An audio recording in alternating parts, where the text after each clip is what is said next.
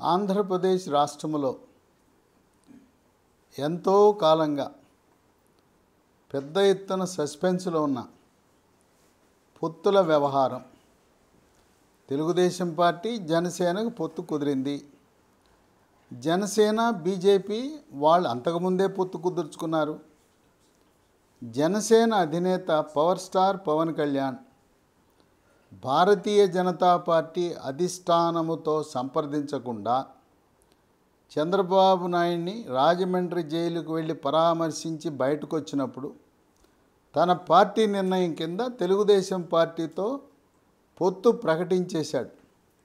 ఇక అప్పటి నుంచి తన వంతు కృషి జనసేన పార్టీ తరపున భారతీయ జనతా పార్టీని ఒప్పించి మనతో పాటు తెలుగుదేశం పార్టీని కూడా కలిసి తీసుకువెళ్దాం, 2014లోలా మళ్ళీ 3 పార్టీలు విజయం సాధిద్దాం, గతాన్ని మర్చిపోయి చిన్న చిన్న అభిప్రాయ భేదాలు ఉంటాయి, అవన్నీ కూడా రాజకీయాల్లో శాశ్వత మిత్రులు శాశ్వత శత్రువులు అనేవారు ఉండరు.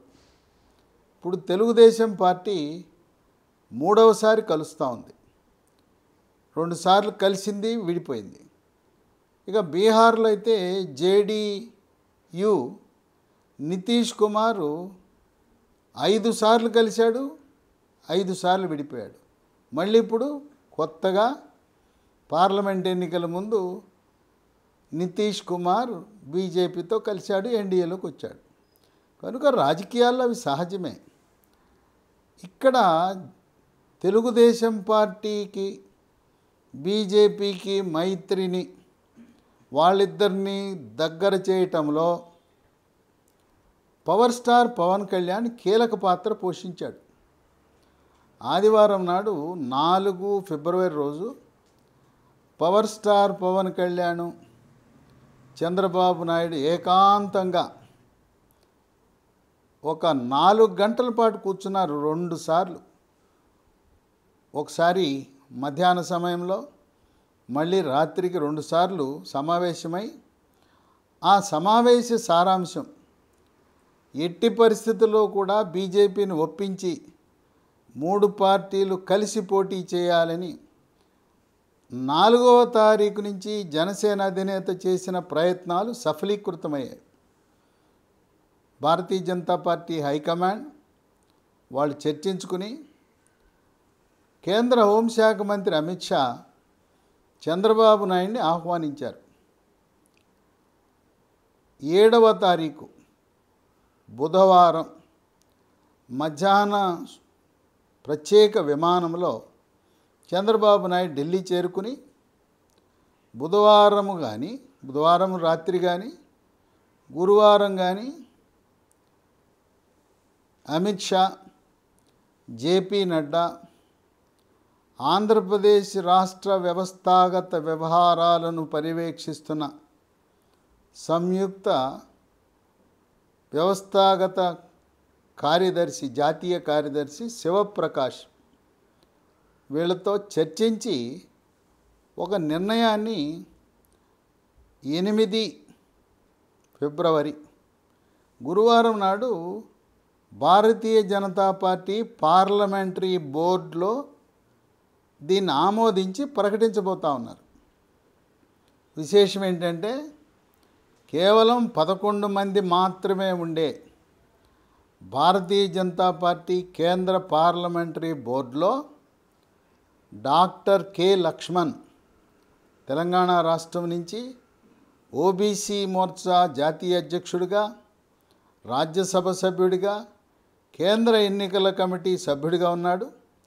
డాక్టర్ లక్ష్మణ్ కూడా ఆయన ఈ 3 పార్టీలు కలిసి పోటీ చేస్తే మనకు అనుకూలమైన వాతావరణం ఉంటుంది అని చెప్పి లక్ష్మణ్ తన వంతు పాత్ర తను పోషించి ఈ 3 పార్టీలను దగ్గర చేయటంలో డాక్టర్ కె లక్ష్మణ్ కూడా ఆయన సఫలీకృతుడయ్యాడు. ఈ 3 పార్టీలు కలిసి పోటీ చేయటం అనేది వైఎస్ఆర్సీపీ పార్టీ అగ్రనాయకత్వానికి, ముఖ్యమంత్రి జగన్మోహన్ రెడ్డికి, ఎమ్మెల్యేలకు, అగ్రనాయకులకు, శ్రేణుకులకు గొంతులో వెలక్కాయ పడినట్టయింది. ఇంకేం చేయాలో తెలవటంలా. మళ్ళీ వాళ్ళు 2014 నాటి ఆనాటి సీన్ను ఊహించుకుంటున్నారు. 3 పార్టీలు కలిసి పోటీ చేసి గెలుస్తారు, మనం అధికారాన్ని కోల్పోతాం. ముఖ్యంగా పవర్ స్టార్ పవన్ కళ్యాణ్ ఎక్కడుంటే అక్కడే కాపు సామాజిక వర్గం అంతా కూడా ఆయన తరపున ఈ 3 పార్టీలకు మద్దతు ఇస్తారు. కాపు, బలిజ, తెలగ, ఒంటరి, తూర్పు కాపు, మున్నూరు కాపు. ఈ కాపు సామాజిక వర్గం రకరకాలుగా వివిధ ప్రాంతాల్లో పిలుస్తారు. రాయలసీమలో కాపుని బలిజ అంటారు. ఈ కులాలన్నీ కూడా ఈసారి తెలుగుదేశము, జనసేన, బీజేపీ కూటమిని మద్దతిస్తే విజయము సునాయాసము, నల్లేరు మీద నడక అని విశ్లేషకులు భావిస్తున్నారు. అయితే తెలుగుదేశం పార్టీ కార్యకర్తల్లో గ్రామీణ ప్రాంతాల్లో, పట్టణ ప్రాంతాల్లో ఒక వింతైన చర్చ జరుగుతూ ఉంది. బీజేపీ మనతో పొత్తులో కలిస్తే మనకు ప్రయోజనమా, నష్టమా అని. అయితే తెలుగుదేశం పార్టీ శ్రేణులు, కార్యకర్తలు, ప్రజలు, ఓటర్లు, అలాగే జనసేన నాయకులు, ఓటర్లు, వీర మహిళలు అందరూ కూడా ఒక్క విషయంలో మాత్రం అందరూ కూడా ఏకాభిప్రాయానికి వచ్చి, అవును, మనతో బీజేపీ పొత్తులో లేకపోతే జగన్మోహన్ రెడ్డి తనను నమ్ముకుని తన అడుగులకు మడుగులొత్తే ఐఏఎస్లను, ఐపీఎస్ అధికారులను పెట్టుకుని ఎన్నిక సక్రమంగా జరగకుండా ఎన్నికల్లో రిగ్గింగ్ జరిపి అనేకమైన ఎన్నికల అక్రమాలకు పాల్పడి ఇతర పార్టీలు గెలవకుండా దొడ్డిదారిన వైఎస్ఆర్సీపీ గెలిచేస్తాడు.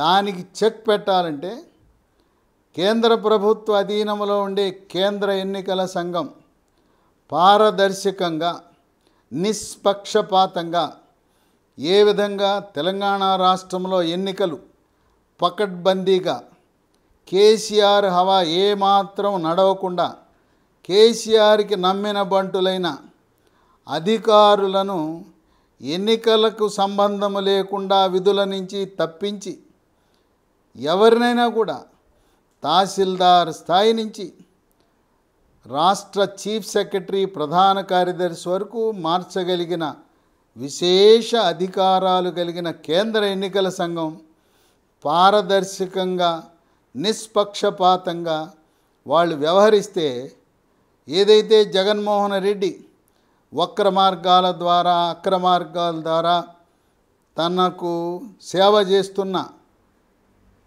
వైఎస్ఆర్ కార్యకర్తల్లా పనిచేస్తున్న అధికారులను అడ్డం పెట్టుకుని దొడ్డిదారిన అధికారం కైవసం చేసుకునే ఆటలు కట్టడానికి భారతీయ జనతా పార్టీ మనతో కలిసి ఉండాలన్నా అని చెప్పి గ్రామీణ వాసులు, పట్టణ వాసులందరూ కూడా ఆ విషయంలో ఏకాభిప్రాయానికి వచ్చారు. ఇప్పటికే ఒక కలెక్టర్, ఐఏఎస్ అధికారిని గిరీష, ఆయన తిరుపతిలో జరిగిన ఎన్నికల్లో అక్రమాలకు పాల్పడితే ఈయనే స్వయంగా వాటిని ప్రోత్సహించాడని, ప్రేక్షక పాత్ర పోషించాడని, విధి నిర్వహణలో వైఫల్యం చెందాడని సస్పెండ్ చేశారు. ఇంకా కొద్దిమంది అధికారులను, మరో 3-4 అధికారులను సస్పెండ్ చేసే పరిస్థితి ఉందని వార్తలు వెలువడినాయి.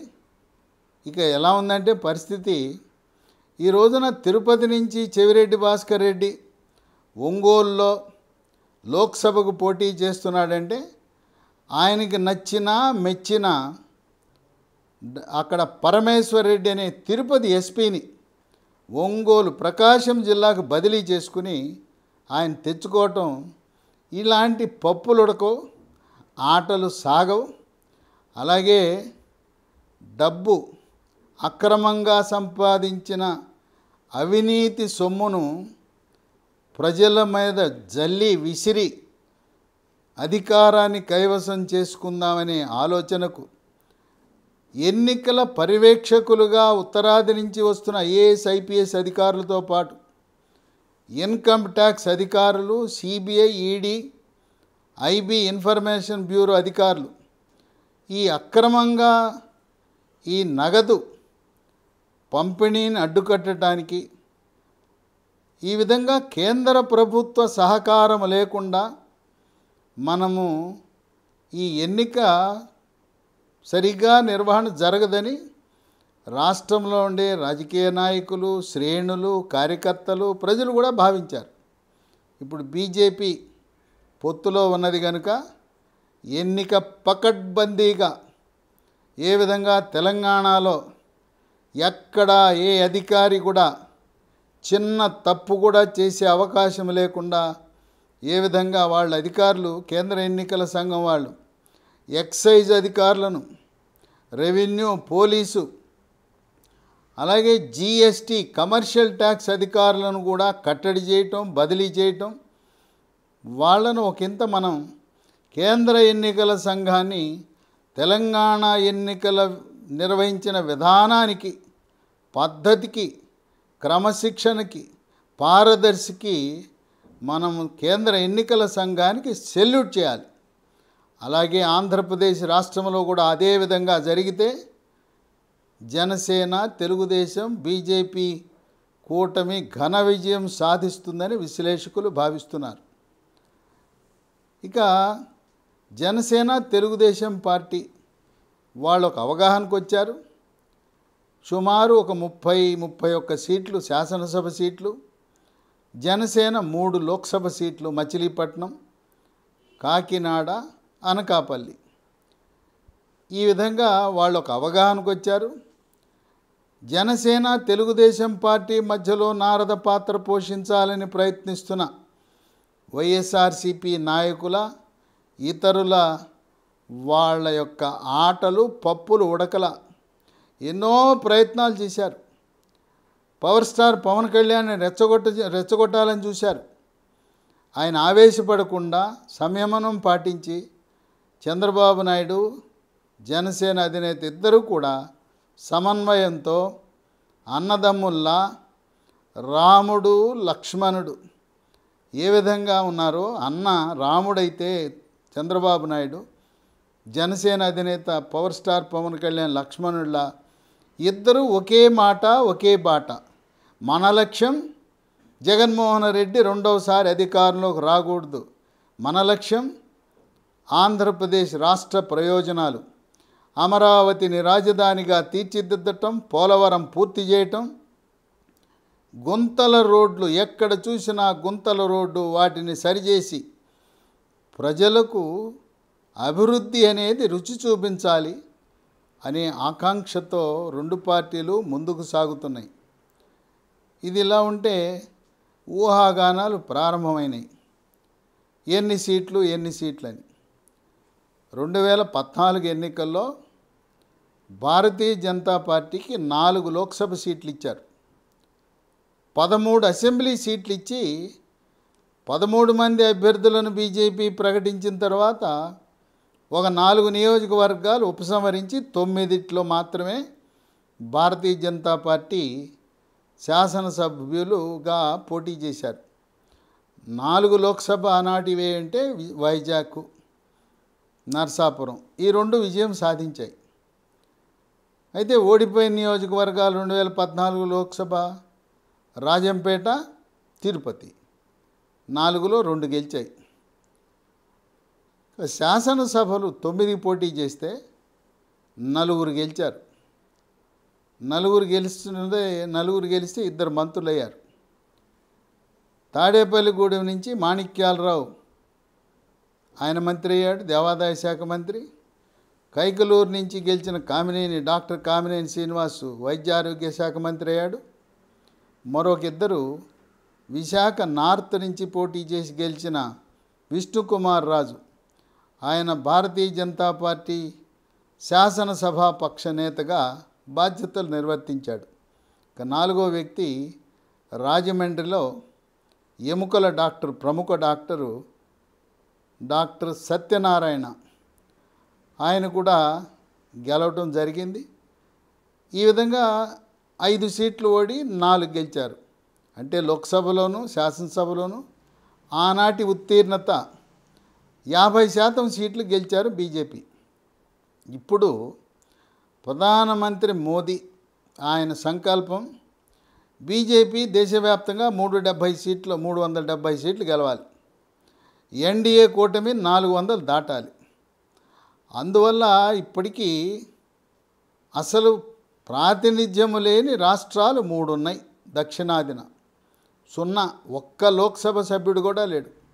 ఆంధ్రప్రదేశ్లో బీజేపీకి లోక్సభ సభ్యుడు లేడు ప్రస్తుతం 2019 సభలో. కేరళలో ఒక్కరు లేరు, తమిళనాడులో ఒక్కరు కూడా లేరు. ఇక్కడ చూస్తే ఈ మూడిట్లో కూడా ఆంధ్రప్రదేశ్లో 25 లోక్సభ సీట్లు, తమిళనాడులో 39, కేరళలో 20, మొత్తం 84 సీట్లున్న 3 పెద్ద రాష్ట్రాల్లో ప్రాతినిధ్యం లేదు అని దీన్ని సవాలుగా స్వీకరించింది బీజేపీ. అందువల్ల ఒక మెట్టు దిగి ఒక అడుగు వెనక్కి వేసి అవసరమైతే నిర్ణయాలను పునఃసమీక్షించుకోవాలని దూరమైన మిత్రులను మళ్ళీ మనంతట మనమే ఆహ్వానించి వాళ్ళని ఎన్డీఏలో భాగస్వామి కూటమిలో చేర్చుకుని లక్ష్యమైన 370 బీజేపీ, 400 ఎన్డీఏ కూటమి విజయం సాధించాలనే లక్ష్యంతో దృఢ సంకల్పంతో కమలనాథులు ముందుకు అడుగు వేస్తున్నారు. ఇప్పుడున్న పరిస్థితుల్లో తెలంగాణ రాష్ట్రంలో గతంలో 2019లో 4 సీట్లు గెలిచింది బీజేపీ. ఇప్పుడు 10 నుంచి 12 గెలిచే పరిస్థితికి వచ్చింది.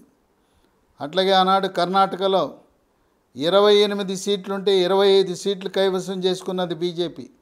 ఇప్పుడు కర్ణాటక రాష్ట్రంలో బీజేపీ, జనతాదళ్ ఎస్ కుమారస్వామి ఆ ఇద్దరు కలిసి మళ్ళీ అదే సంఖ్యను 28లో 27 సీట్లు గెలవాలని ఆ సంకల్పంతో ఉన్నారు.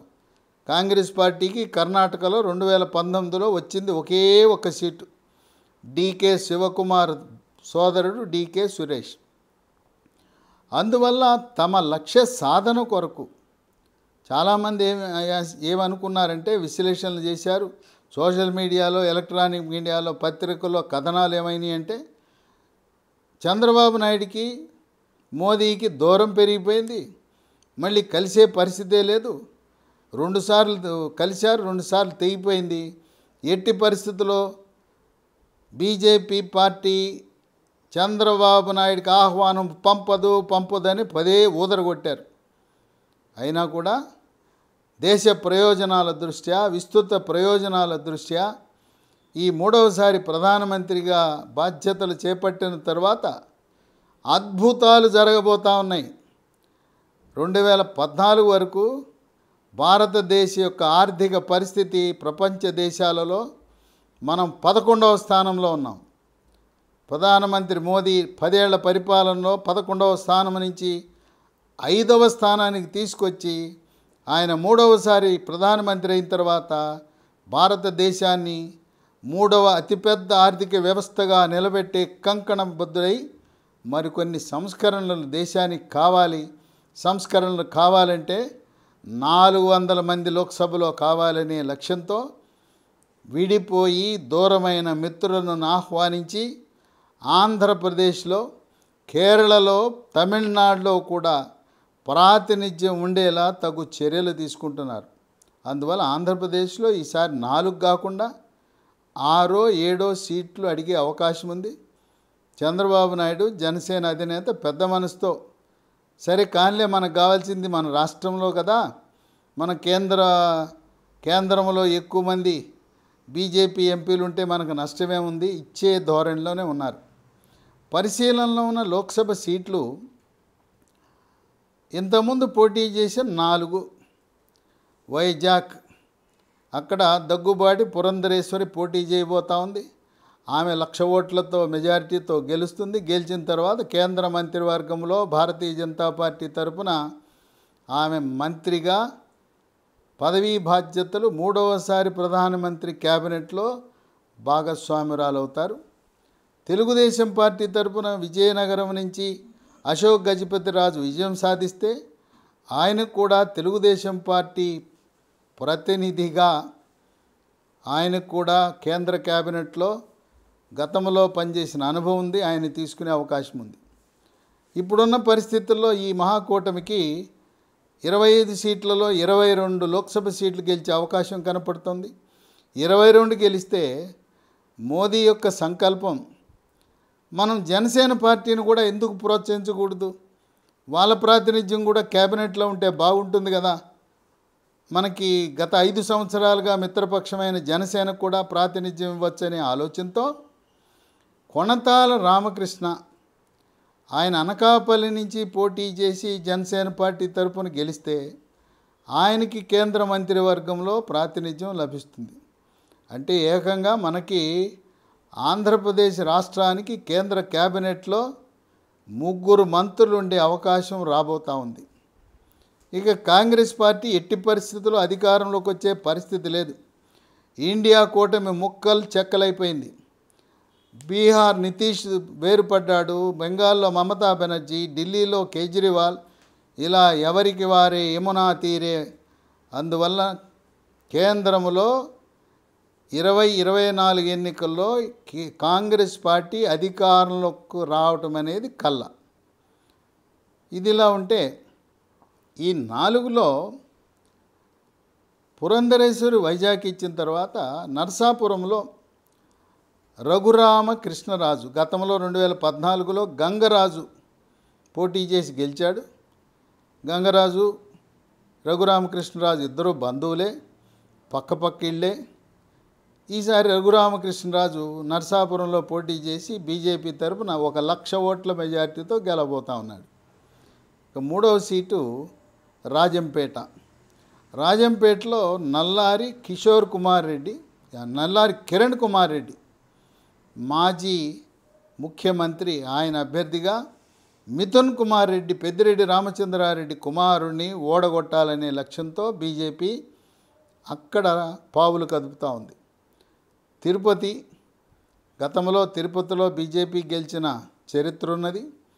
అక్కడ ఉప ఎన్నికలో ఓటమి చెందిన కర్ణాటక రాష్ట్ర ప్రధాన కార్యదర్శిగా పదవీ విరమణ చేసిన ఆమెను మళ్ళీ రత్నప్రభ సీనియర్ ఐఏఎస్ అధికారిని రంగంలో దింపి తిరుపతి ఆ దేవుని యొక్క సన్నిధిలో భారతీయ జనతా పార్టీ లోక్సభ సభ్యురాలు ఉండే విధంగా బీజేపీ పావులు కదుపుతూ ఉంది. ఈ 4టికి అదనంగా రాజమండ్రిలో జయప్రద, ఆమె సమాజ్వాదీ పార్టీలో రాజ్యసభ సభ్యురాలుగా, లోక్సభ సభ్యురాలుగా ఉత్తరప్రదేశ్లో ఆమె విస్తృతంగా ప్రచారం చేసి సమాజ్వాదీ పార్టీకి రాజీనామా చేసిన తర్వాత భారతీయ జనతా పార్టీ గెలుపు కృషి చేశారు. అందువల్ల హైకమాండ్తో ఆమె సన్నిహితంగా ఉంది. జయప్రదది ఆమె స్వగ్రామం, స్వస్థలం రాజమండ్రి. అందువల్ల జయప్రదని రాజమండ్రి లోక్సభ సీటుకు పరిశీలించే అవకాశం ఉంది. హిందీ అనర్గళంగా మాట్లాడుతుంది, లోక్సభలో చక్కగా మాట్లాడుతుంది. పైగా ఆమె ఉత్తరప్రదేశ్ ఎన్నికల్లో, ఉత్తరాది ఎన్నికల్లో ఆమెని ప్రచారానికి ఒక సినీ నటిగా, ఒక రాజకీయ నాయకురాలుగా భారతీయ జనతా పార్టీ ఆమె యొక్క సేవలను వినియోగించుకోవడానికి అవకాశం ఉంటుంది. ఒకవేళ ఆమె కాకపోతే సుజనా చౌదరి మాజీ కేంద్ర మంత్రికి రాజమండ్రిలో అవకాశం వచ్చే పరిస్థితి ఉంది. వీటితో పాటు అరకు, ఈ భారతీయ జనతా పార్టీ వాళ్ళు ఎక్కువగా దళితులు, గిరిజనులు నిలబడే సీట్ల మీద కేంద్రీకరిస్తున్నారు. అరకులో కూడా అభ్యర్థిని పెట్టాలనే ఆలోచన ఉంది. ఇంకా అభ్యర్థిని ఖరారు చేయలేదు. ఇక ఒంగోలు సీటు ఖాళీగా ఉంది. అక్కడ మాగుంట శ్రీనివాసరెడ్డి వైఎస్ఆర్సీపీ వాళ్ళు సీట్ ఇవ్వనన్నారు. ఇక్కడ మాగుంట శ్రీనివాసరెడ్డి ఆయన బీజేపీలో చేరితే ఆయనకు బీజేపీ సీట్ ఇస్తారు. లేకపోయినా చంద్రబాబు నాయుడు మాగుంట శ్రీనివాసరెడ్డి తెలుగుదేశంలో చేరితే మాగుంట శ్రీనివాసరెడ్డి పార్లమెంట్కి నెల్లూరు నుంచి పోటీ చేసే అవకాశం ఉంది. కనుక ఒంగోలు నుంచి సీఎం రమేష్ ఆయన కానీ, లేదు సుజనా చౌదరికి రాజమండ్రిలో సీట్ లభించకపోతే ఒంగోలు చాలా బలంగా ఉంది. తెలుగుదేశం పార్టీ, జనసేన ఆ 2 పార్టీలు బలంగా ఉండటం వల్ల వాటి యొక్క బలంతో బీజేపీ ఒంగోలు సీటు, లోక్సభ సీటును కూడా కైవసం చేసుకోవచ్చు. ఈ విధంగా సీట్లు పెంచుకోవాలనే ఆలోచనలో బీజేపీ ఉంది. 4 కాదు 7 అని. ఇవే కాకుండా కర్నూలులో మరొక పరిస్థితి ఉంది. కర్నూలులో వైఎస్ఆర్సీపీ పార్టీ అక్కడుండే కర్నూలు మేయర్ రామయ్య, ఆయన బోయ సామాజిక వర్గానికి చెందినవాడు. ఆయన్ని పార్లమెంట్ సభ్యుడిగా పోటీకి దింపుతున్నారు. అందువల్ల అక్కడ బీజేపీ పార్టీ తరపున doctor Parthasarathi, Partha dental clinics, ఈయన దేశవ్యాప్తంగా 250 డెంటల్ క్లినిక్లు, స్కిన్ క్లినిక్లు, చర్మ వ్యాధుల క్లినిక్లు నిర్వహిస్తున్నాడు. ఆయన కూడా బోయ సామాజిక వర్గం. కర్నూలు లోక్సభ పరిధిలో 4 లక్షల మంది ఓటర్లు బోయ సామాజిక వర్గానికి చెందినవారు ఉన్నారు. కనుక వైఎస్ఆర్సీపీ బోయ సామాజిక వర్గం పెడితే, రెడ్డి సామాజిక వర్గాన్నో మరొకరినో కర్నూలు లోక్సభకు పెడితే గెలుపు అవకాశాలు కష్టం. బోయ కులస్తులందరూ ముద్ర కింద గంపగుత్తగా వాళ్ళ కులానికి ఓటు వేస్తారు. ఈ బోయ సామాజిక వర్గం వాల్మీకులు కర్నూలు, అనంతపురం 2 జిల్లాల్లో దాదాపు 10 లక్షల మంది ఉండటం అనేది అది అక్షర సత్యం. ఆ విధంగా డాక్టర్ పార్థసారథిని కర్నూలు లోక్సభకి బీజేపీ తరపున పోటీ చేయించే అవకాశం ఉంది. ఎందుకంటే ఇప్పుడు పార్థసారథి ఓబీసీ మోర్చాలో జాతీయ కార్యదర్శిగా ఉన్నాడు. చాలా ఉత్సాహంగా దేశవ్యాప్తంగా ఆయనకి ఇచ్చిన బాధ్యతలు నిర్వహించడంలో సఫలీకృతుడయ్యాడు. ఈ విధంగా ప్రతిపాదనలు భారతీయ జనతా పార్టీ చేసినా దగ్గుబాటి పురంధరేశ్వరి కూడా ఆమె 7వ తారీఖు బుధవారం ఉదయమే ఢిల్లీకి వెళ్ళి ఈ చర్చలు జరుగుతున్న సమయంలో ఆమె కూడా ఉంటారు. పవర్ స్టార్ పవన్ కళ్యాణ్ కూడా ఢిల్లీ వెళ్ళే అవకాశం కనపడుతుంది. ఈ ప్రకటన సంయుక్త ప్రకటన జనసేన, తెలుగుదేశం, బీజేపీ 3 కలిపి ఒక సంయుక్త ప్రకటన రాష్ట్రాభివృద్ధి కోసం అమరావతి రాజధాని, పోలవరం పూర్తి చేయటం, 10 లక్షల కోట్ల అప్పుల ఊబిలో ఉన్న ఆంధ్రప్రదేశ్ రాష్ట్రాన్ని ఆర్థికంగా ఆదుకోవటం అనే ఒక లక్ష్యంగా 3 పార్టీలు కలిసి 13, 14, 15 ఈ 3 రోజుల్లో ఒకరోజు పత్రికా సమావేశం, పత్రికాముఖంగా ఢిల్లీ నుంచి మీడియా సమావేశం నిర్వహించే అవకాశం కనపడుతూ ఉంది. ఇదిలా ఉంటే అసెంబ్లీలు బీజేపీకి మొదటిది విశాఖ నార్త్ విష్ణు కుమార్ రాజు, 2 విశాఖ సౌత్ మాజీ MLC PVN Madhav, 3 Kaikaluru doctor Kamineni Srinivas, ఈయన గెలిస్తే మళ్ళీ వైద్య ఆరోగ్య శాఖ మంత్రి అవుతాడు బీజేపీ పార్టీ తరపున. 4 నర్సరావుపేట రామచంద్ర ప్రభు కాపు సామాజిక వర్గం, తులసి సీట్స్ అధిపతి. 5 జమ్మలమడుగు మాజీ మంత్రి ఆదినారాయణ రెడ్డి, ఈయన కూడా బీజేపీ పార్టీ తరపున మంత్రివర్గంలో స్థానం పొందబోతున్నాడు. 6 ధర్మవరం వరదాపురం సూరి, ఈయన కమ్మ సామాజిక వర్గానికి చెందిన వ్యక్తి, 2 సార్లు ఎమ్మెల్యేగా కూడా గెలిచాడు అక్కడి నుంచి. 7 శ్రీకాళహస్తి బలిజ సామాజిక వర్గానికి చెందిన కోలా ఆనంద్. 8 సత్యవేడు డాక్టర్ శ్రీహరి ఎస్సీ మాల సామాజిక వర్గానికి చెందిన వ్యక్తి, ప్రముఖ డాక్టరు, వివాదరహితుడు. 2014లో ఆయన తెలుగుదేశం పార్టీ తరపున సీటు కేటాయించి ఆఖరి నిమిషంలో మార్పు చేశారు. చంద్రబాబు నాయుడు కూడా డాక్టర్ శ్రీహరి యొక్క అభ్యర్థిత్వాన్ని సమర్థించే అవకాశం ఉంది. ఇక 9 ఆలూరు పార్థసారథి, ఆయన ఏదైనా కారణం వల్ల కర్నూలు లోక్సభకు పోటీ చేయకపోతే ఆలూరు నియోజకవర్గం ప్రస్తుతం గుమ్మనూరు జయరాం మంత్రి, ఆయన స్థానం. పార్థసారథి వెళ్ళకపోతే గుమ్మనూరు జయరాం తెలుగుదేశం పార్టీ తరపున ఆలూరులో మళ్ళీ పోటీ చేసి గెలిచే అవకాశాలు ఉన్నాయి. ఇప్పుడు విశేషం ఏంటంటే చంద్రబాబు నాయుడు యొక్క సహకారంతో తెలంగాణ రాష్ట్రంలో చంద్రబాబు నాయుడు శిష్యుడిగా ముద్రపడిన రేవంత్ రెడ్డి, ఆయన పార్టీ కాంగ్రెస్ అయినా తెలుగుదేశం శ్రేణులు, కార్యకర్తలు, ఎన్టీఆర్ అభిమానులు, చంద్రబాబు నాయుడు అభిమానులు, కమ్మ సామాజిక వర్గం వాళ్ళందరూ కూడా తెలంగాణ రాష్ట్రంలో కాంగ్రెస్ పార్టీకి మద్దతు ఇచ్చి రేవంత్ రెడ్డి టీమును గెలిపించారు. ఆ విధంగా టీఆర్ఎస్ పార్టీ 2019 ఎన్నికల్లో జగన్మోహన్ రెడ్డికి మద్దతు ఇచ్చి తెలుగుదేశం పార్టీకి వ్యతిరేకంగా పనిచేసినందుకు ఇక్కడ కేసీఆర్కి రిటర్న్ గిఫ్ట్ ఇచ్చి ఆయన్ని ఓడించి రేవంత్ రెడ్డి గెలుపుకి తెలంగాణ రాష్ట్రం నుండి తెలుగుదేశం పార్టీ సహకరించింది. ఇప్పుడు తెలుగుదేశం పార్టీ బీజేపీతో పొత్తులో వెళ్ళింది కనుక తెలంగాణ రాష్ట్రంలో ఉండే తెలుగుదేశం పార్టీ శ్రేణులు, ఎన్టీఆర్ అభిమానులు, కమ్మ సామాజిక వర్గం, ఆంధ్ర, రాయలసీమ, తెలంగాణ ప్రాంతానికి వలస వచ్చిన వారందరూ కూడా ముఖ్యంగా ఖమ్మం, నల్గొండ, హైదరాబాదు, రంగారెడ్డి, నిజామాబాద్, మహబూబ్ నగర్ జిల్లాలో ఉండే అక్కడి నుంచి వలస వచ్చిన వారు భారతీయ జనతా పార్టీకి బలం చేకూర్చే అవకాశం ఉంది. చంద్రబాబు నాయుడు బట్టి కర్ణాటక, తమిళనాడు ఈ రాష్ట్రాల్లో ఉండే తెలుగువారు కూడా భారతీయ జనతా పార్టీకి మద్దతు ఇచ్చే అవకాశం ఉంది.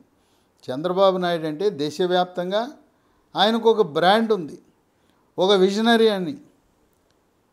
ప్రధానమంత్రి మోదీ మొట్టమొదటిసారిగా 2002 సంవత్సరానికి మొదటిసారి ముఖ్యమంత్రిగా గుజరాత్కి వచ్చాడు. 2002 నాటికి ఉమ్మడి ఆంధ్రప్రదేశ్ రాష్ట్రాన్ని పతాక స్థాయికి అభివృద్ధి చెంది ఆయన అనేకమైన సంస్కరణలు తీసుకొచ్చిన వ్యక్తి చంద్రబాబు నాయుడు. ఒక రకంగా చెప్పాలంటే పరిపాలనలో మోదీ కంటే ఈయన 95 అంటే 7 సంవత్సరాలు ముందుగానే ఒక దూరదృష్టితో ఉమ్మడి ఆంధ్రప్రదేశ్ రాష్ట్రాన్ని అభివృద్ధి చేసిన ఆ పద్ధతిని గుజరాత్ రాష్ట్రంలో కొత్తగా 2002లో రంగప్రవేశం చేసిన మోదీ కూడా తన అధికారులు అధ్యయనం చేసి ఉమ్మడి ఆంధ్రప్రదేశ్ మోడల్ని కొన్ని చోట్ల అమలు చేయటం అనేది విశేషం. ఆ విధంగా ఒక బ్రాండ్ ఇమేజ్ కలిగిన వ్యక్తి చంద్రబాబు నాయుడు. పైగా చంద్రబాబు నాయుడిని 53 రోజుల పాటు కక్ష, పగ, ప్రతీకారం చెయ్యని నేరానికి నేను 16 నెలలు జైల్లో ఉంటే నేను ఈయన్ని ఎందుకు పెట్టకూడదు, కొన్ని రోజులన్నా జైల్లో పెట్టి పైశాచిక ఆనందం పొందాలనే లక్ష్యంతో జగన్మోహన్ రెడ్డి 53 రోజుల పాటు 73 సంవత్సరాలు వచ్చిన ఆ వ్యక్తిని అనేక రకమైన అనారోగ్య సమస్యలున్నా ఆ విధంగా హింసించడం అనేది ఈరోజు తెలుగుదేశం పార్టీకి కలిసి వచ్చే అంశం. దేశవ్యాప్తంగా కూడా కేవలం తెలుగు రాష్ట్రాల్లోనే కాదు, దేశంలోని అన్ని రాష్ట్రాల్లో కూడా చంద్రబాబు నాయుడు ఎన్డీఏ కూటమిలో ప్రవేశించడం వల్ల భారతీయ జనతా పార్టీ ఓటింగ్ పెరుగుతుంది. తెలంగాణ రాష్ట్రంలో కూడా తెలుగుదేశం పార్టీ బీజేపీతో ఆంధ్రప్రదేశ్లో పొత్తు పెట్టుకోవడం ద్వారా ఇక్కడ జరిగే లోక్సభ ఎన్నికల్లో 7 నుంచి 8% ఓటు అదనంగా బీజేపీకి కలిసి వచ్చే అంశమని విశ్లేషకులు భావిస్తున్నారు. ఏదేమైనా తెలుగుదేశం పార్టీ శ్రేణులు, జనసేన శ్రేణులు, బీజేపీ కార్యకర్తలు ఆంధ్రప్రదేశ్ రాష్ట్రంలో వాళ్ళు ఆనందంగా సంతోషంగా ఉంటే వైఎస్ఆర్సీపీ పార్టీ నాయకులు, శ్రేణులు వాళ్ళు విషాద గీతాలు పాడుకుంటూ ఇక మన పని అయిపోయింది, ఒంటరిగా మనం విజయం సాధించలేం, ఆంధ్రప్రదేశ్ రాష్ట్రంలో ఉండే గుంతల రోడ్లు చూసి ఎవడు ఓటేసే పరిస్థితే లేదు, ఇక్కడ ఉద్యోగాలు లేవు, ఒక్క పరిశ్రమ రాలేదు, నిరుద్యోగ సమస్య, అందువల్ల అభివృద్ధి శూన్యం, పోలవరం పూర్తి కాలేదు, అమరావతి రాజధాని అభివృద్ధి చేస్తానని అబద్ధాలు చెప్పి ఆనాడు మనల్ని మోసం చేసి ఈరోజు 3 ముక్కలాట, 3 రాజధానులు అంటున్నాడు. పైగా ఫిబ్రవరి 15న రాజధాని ఫైల్స్ అనే ఒక సినిమా విడుదలవుతుంది. ఇక ఆ సినిమా కేవలం అమరావతి రాజధానుల యొక్క రాజధాని రైతుల త్యాగం, వాళ్ళ యొక్క పోరాటం మీద ఫోకస్ పెట్టి తీసిన సినిమా. ఆ సినిమా చూసిన తర్వాత వైఎస్ఆర్సీపీ పార్టీ కృష్ణా, గుంటూరు, ప్రకాశం, పశ్చిమ గోదావరి, తూర్పు గోదావరి ఈ 5 జిల్లాల్లో కలిపి 79 నియోజకవర్గాలుంటే ఈ 79లో 75 స్థానాలను బీజేపీ, జనసేన, తెలుగుదేశం పార్టీ కైవసం చేసుకుపోతుంది. అమరావతి రాజధాని దెబ్బ మామూలుగా ఉండదు. అక్కడ పార్టీలు చూడరు, కులాలకు అతీతంగా, ప్రాంతాలకు అతీతంగా, మతాలకు అతీతంగా అందరూ కూడా జై అమరావతి, జై పోలవరం. చంద్రబాబు నాయుడు వస్తే అమరావతి అభివృద్ధి చెందుతుంది, పోలవరం పూర్తవుతుంది. మాకు కావాల్సింది అవే. కేవలం ఏదో బటన్లు నొక్కటం కాదు. మేమే భిక్షగాళ్ళం ఆ బటన్లు నొక్కడానికి 5,000 10,000 మాకు అది కాదు. మా పిల్లవాడికి మేము చదివించుకోగలం. మాకు ఉద్యోగం కావాలి. ఏమైనాయి ఉద్యోగాలు? ప్రైవేట్లో ఉద్యోగాలు లేవు, గవర్నమెంట్లో ఉద్యోగాలు లేవు, అన్నీ అబద్ధాలే. మోసం చేసి ఒక్క ఛాన్సు నాయనో ఒక్క ఛాన్స్ ఇచ్చాం, ఇక మీద నీకు ఛాన్స్ లేదు, ఫ్యాన్ తిరగటానికి వీల్లేదు. ఈ ఆంధ్రప్రదేశ్ రాష్ట్రంలో ఫ్యాన్ ఆగిపోవాలి, ఫ్యాన్ రెక్కలు ఊడిపోవాలని కోరుకుంటున్న తరుణంలో భారతీయ జనతా పార్టీ, జనసేన, తెలుగుదేశం పార్టీతో కలవటం ఒక చారిత్రాత్మకమైన విషయం. దీనివల్ల 3 పార్టీలు కూడా వృద్ధి చెందుతాయి. భారతీయ జనతా పార్టీ కూడా మేము అన్ని రాష్ట్రాల్లో మా పార్టీ ఉన్నది అని మరి చెప్పుకోవటానికి, లోక్సభలో ప్రకటించుకోవటానికి, గర్వంగా భావించడానికి ఈ పొత్తు ఉపయోగపడుతుందని విశ్లేషకులు భావిస్తున్నారు.